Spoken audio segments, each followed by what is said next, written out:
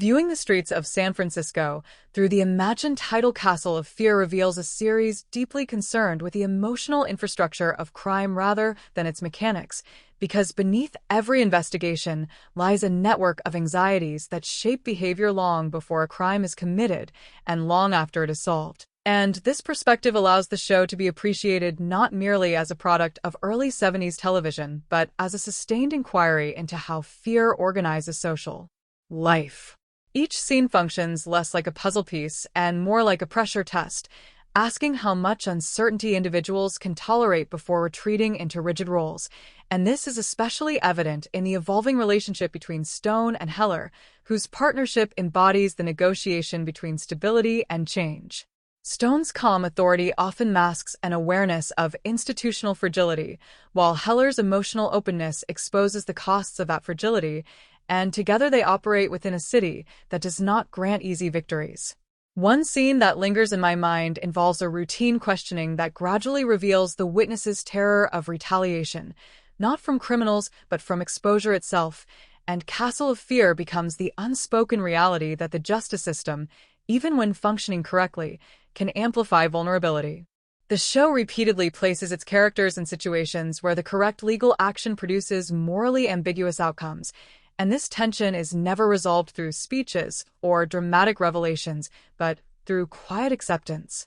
Compared to contemporary crime dramas that rely on forensic certainty and narrative closure, the streets of San Francisco feels almost ascetic, stripping away excess to focus on human reaction.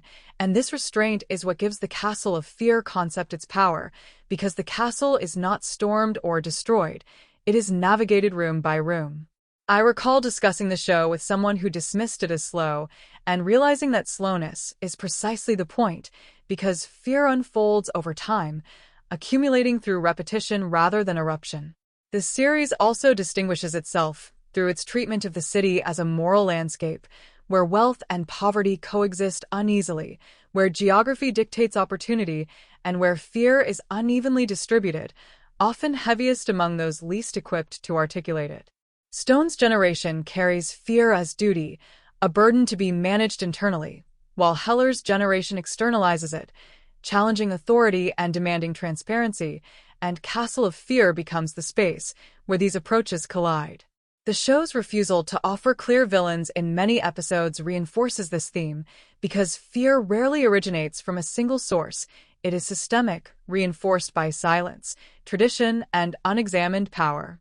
Watching the series now, one can sense how it anticipated later discussions about policing, community trust, and accountability, not through didactic messaging but through narrative accumulation.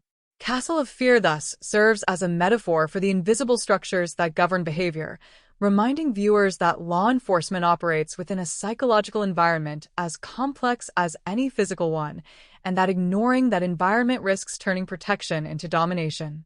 The streets of San Francisco endures because it understands that fear is not an enemy to be eliminated but a condition to be understood, and in doing so, it offers a vision of authority that is tentative, self-aware, and ultimately more humane.